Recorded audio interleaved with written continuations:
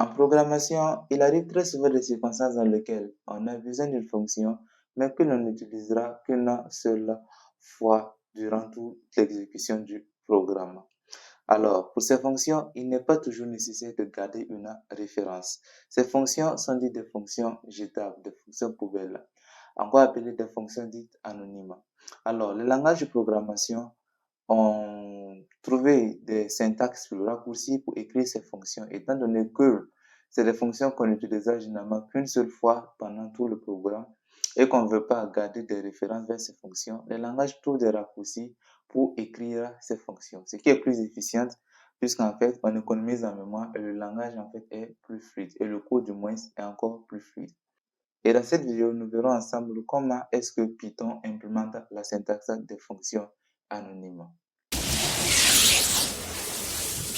Dans cette vidéo, nous allons parler des fonctions lambda et des callbacks. Les fonctions lambda, c'est l'implémentation des fonctions anonymes dans Python. D'accord? Elle vous permettra d'écrire tout simplement une fonction qui ne servira qu'à une seule fois et où vous ne garderez aucune trace. Je vais encore utiliser un notebook, voilà. Mais comme je vous l'ai dit précédemment, vous pouvez très bien exécuter l'ensemble des lignes de code sur un fichier Python classique. Je vais créer deux fonctions, une fonction add et une fonction sum, ok, qui vont ensemble effectuer des additions. On a vu ensemble comment définir une fonction procédurale, une fonction classique.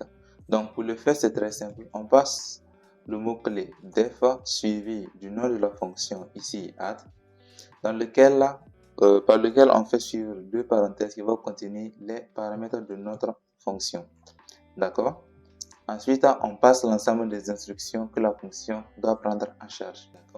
Donc ici, étant donné que c'est une fonction d'addition, on va seulement faire un return rapidement de A plus B. Ok. Donc on peut tester notre fonction d'addition ici sans problème avec add de 5, bon 4 et 7. Ici je lance, il me dit 11. D'accord.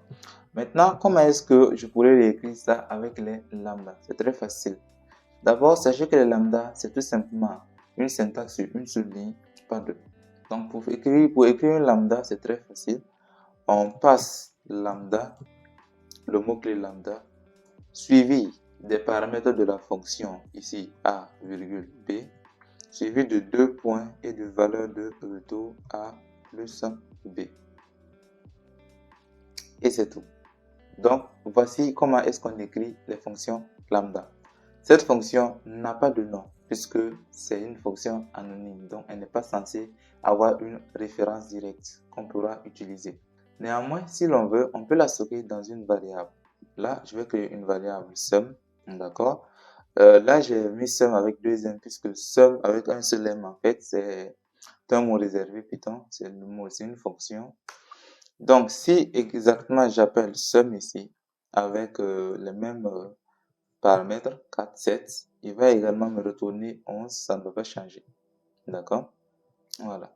Donc, vous voyez que on a créé en fait en une ligne en fait ce qu'on pouvait écrire sur plusieurs lignes là. Par exemple, là aussi également, on aurait pu également mettre la fonction sur une ligne, ça n'aurait pas eu de répercussion, ça allait fonctionner exactement de la même façon. Voilà, donc ça fonctionne très bien.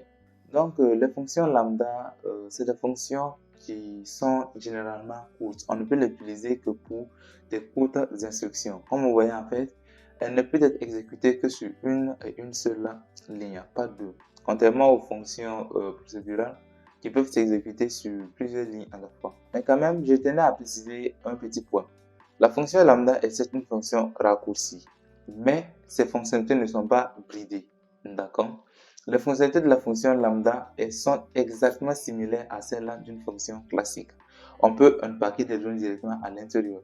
On peut retourner autant de valeurs que l'on veut. En fait, ça va exactement dans le même sens. La seule différence, c'est tout simplement qu'elle marche sur une seule ligne, alors que la fonction classique sur plusieurs lignes. Et là, vous me demanderez à quoi peut bien servir la fonction lambda. En fait, la fonction lambda, c'est des fonctions qui sont généralement utilisées en tant que callback. On va les passer directement à une fonction. Étant donné qu'elles sont syntaxiquement courtes, cela est idéal et bien adapté car elle ne va pas surcharger notre code. Prenons un exemple, la fonction sorted. Je ne sais pas si vous la connaissez. On va créer pour l'instant une petite liste que je vais dire L, d'accord? Ok. Donc là, on a une liste de noms, d'accord? C'est le nom exclusivement féminin, d'accord? C'est pas un souci. Ce que je vais faire, c'est que supposons qu'on veut trier en fait la liste en soi, d'accord?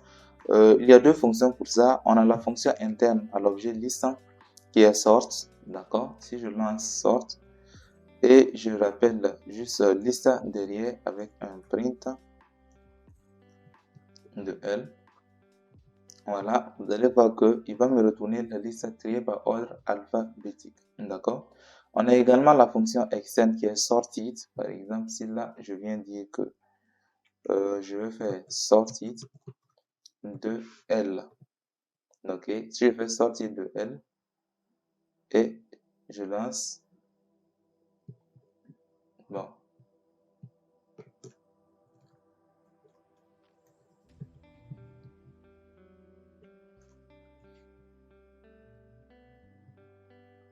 Voilà. Donc, la fonction sortir également, une fois que je le print également, il retourne également la liste triée également par ordre alphabétique. Mais le fait c'est que dans beaucoup de cas, il peut arriver que vous n'ayez pas envie de trier vos éléments par le tri naturel, par l'ordre alphabétique, d'accord? Donc là, ces deux fonctions disposent d'un paramètre qu'ils appellent keys, par exemple, qui va permettre d'indiquer en fait comment trier, d'accord? Comment est-ce que il doit trier en fait notre séquence ou notre élément qu'on lui a passé, d'accord? Donc la fonction keys prend en paramètre ce qu'on appelle un callback, d'accord? Un callback, c'est tout simplement une fonction que l'on passe à une fonction et que cette dernière appelle la fonction pour effectuer des tâches, ok? Donc dans notre cas de figure, on veut passer en fait à print à sort ou à sortir en fait le callback qui va le permettre de le faire. Avant, on pouvait tout simplement, on peut ici en fait implémenter une fonction, soit de la façon la plus classique, d'accord, je vais le faire. Je vais dire que ma fonction, je vais l'appeler sorted key, ok, et il va prendre en paramètre un élément que je vais appeler A ou bien L pour élément, ok, deux points, et je vais lui dire que fais-moi un return de len de L. Ok, cette fonction en fait va indiquer à nos deux fonctions sorted et sort qu'elle souhaite en fait qu'il fasse le tri non pas tri naturel, c'est-à-dire par ordre alphabétique, mais exclusivement par longueur de caractère. C'est-à-dire simplement que il va trier le nom par le plus petit en taille de caractère au plus grand en taille de caractère. Donc, on va venir dans sort et sorted. Bon, on va d'abord passer par sorted ici. On place keys, on dit que c'est égal à sorted underscore keys. Ok. Remarque, lorsque vous passez une fonction en tant que callback, on ne place pas les deux parenthèses parce qu'en fait, les deux parenthèses vont faire exécuter la fonction et nous voulons passer ce qu'on appelle une référence, ok? Et lorsque vous passez tout simplement le nom d'une fonction sans les parenthèses, vous passez la référence à la fonction, c'est-à-dire simplement l'adresse de la fonction en mémoire que l'autre fonction va utiliser pour appeler la fonction. Si je relance l'exécution, vous allez voir que d'abord en haut, on a un tri par taille de caractère et en dessous, on a un tri naturel. Le premier tri vient de sortir et le deuxième affichage, en fait, vient de L de sort. D'accord? Donc là, il me dit Al, qui est deux caractères, Ed, Eve, Ange, Roxane, Anita et Marina. Maintenant, comment est-ce qu'il trie? Par exemple, il va réunir les caractères, les noms au moins, les éléments qui ont les mêmes tailles de caractères. Par exemple, ici, Al et Ed ont tous les deux caractères. Donc, il les réunit et les trie entre eux par ordre naturel, c'est-à-dire simplement du plus grand par ordre alphabétique. D'accord? Ensuite, il va passer au suivant. Et là, on a que Eve qui est seulement 3 caractères. Ensuite, Ange en a 4, Roxy en a 4, Anita en a 5 et Marina en a 6. Aussi simple que ça. Donc, on peut également l'appliquer à sort. Et là, je vais dire keys est égal à sorted key. Si je lui passe sorted key et que j'exécute, lui également sera trié sur ordre de taille de caractère. D'accord? Donc, ce qu'on vient de faire là, c'est le callbacking. En fait, on a passé des callbacks, c'est-à-dire des références de nos fonctions à notre fonction sort, à nos fonctions sort et sortie, pour qu'il effectue le tri non plus par l'ordre naturel, voilà, mais simplement par taille de caractère. On peut également lui demander de faire ça sur plusieurs instances à la fois, mais pour l'instant, on en reste là. Maintenant, dans tout ça, où interviennent les lambda? Rappelez-vous, les fonctions lambda sont des fonctions comme les autres. La seule différence, c'est qu'ils n'ont pas de nom. En fait, là, au lieu de passer par toute cette syntaxe qui est un peu compliquée, on peut directement passer une fonction lambda ici qui sera automatiquement acceptée par la fonction. Par exemple, là, je pouvais lui dire directement que fais-moi un lambda directement de A 2.len de A. Et là, si j'exécute, vous allez voir que il va me donner exactement les mêmes valeurs. C'est-à-dire simplement que le tri continue de se faire exactement dans le même sens, sans souci. Vous voyez que là, la syntaxe est beaucoup plus courte que celle-ci. L'avantage de lambda, comme je vous ai dit, c'est qu'elle a été faite exclusivement pour ces circonstances-là. C'est-à-dire simplement que vous voyez qu'on peut directement passer en fait l'instruction lambda directement dans la fonction sans que cela ne lève d'erreur. Par contre, cela est quasi impossible en fait de le faire avec une fonction classique avec le mot-clé def. Maintenant, comment fonctionnent les callbacks en fait? D'accord? Comme je vous ai expliqué précédemment, un callback c'est tout simplement une fonction que l'on passe généralement à une fonction. Et la fonction récupère cette fonction-là pour utiliser à l'intérieur pour effectuer des tâches. Dans notre cas, par exemple, comment est-ce que cela va se passer? En fait, les deux fonctions sort ou sortie vont récupérer les callbacks qu'on a demandé. Ils vont récupérer les références de ces callbacks. Et ce qu'ils vont faire, c'est que à chaque tour, en fait, il va envoyer successivement chaque élément de notre liste. C'est-à-dire que la fonction va prendre en fait le premier élément de notre liste, c'est al. Il va l'envoyer à sortir key ici, d'accord? Et va appeler sortir key et lui passer al, par exemple. Et sortir, il va lui retourner la taille, il va lui dire que ça fait 2. Donc, il va créer en fait à côté, il va créer un système pour organiser. Il va dire par exemple que al égale à 2 éléments. Ensuite, il va prendre f et va le renvoyer à l'intérieur.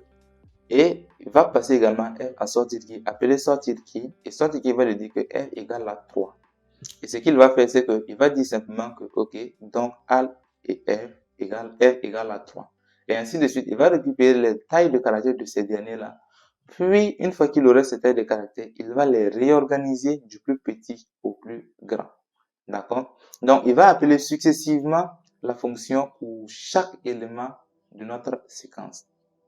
Ok, voilà pourquoi on ne pouvait pas exécuter la fonction. Parce que si là, par exemple, on passait les parenthèses, il allait lever implicitement une erreur, sorte qui en fait a besoin d'un argument, mais nous, on ne l'a pas passé. Là, par exemple, il va nous dire qu'il attend un argument, mais on ne l'a pas passé. Quel argument est-ce qu'on va lui passer? On ne le sait pas. Ce n'est pas nous qui devons utiliser la fonction. Donc, avec les callbacks, c'est comme je vous l'ai dit, c'est simplement une référence que l'on passe. On n'exécute pas de fonction, on n'exécute absolument rien du tout. D'accord? Quant au lambda, c'est très bien, c'est comme je vous l'ai expliqué tout à l'heure. C'est tout simplement des fonctions, voilà, comme toutes les autres fonctions. Elles ne sont pas bridées en aucun cas. Elles bénéficient de tous les avantages et toute la puissance des fonctions classiques.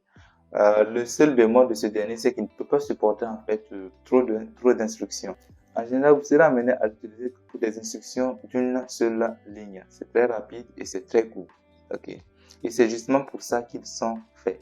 Nous empêcher en fait d'écrire une fonction pour n'exécuter qu'une seule instruction à la fois. Ça ne sert pas. Ok. Voilà. Donc, je pense que c'est tout ce qu'il avait à présenter dans la vidéo.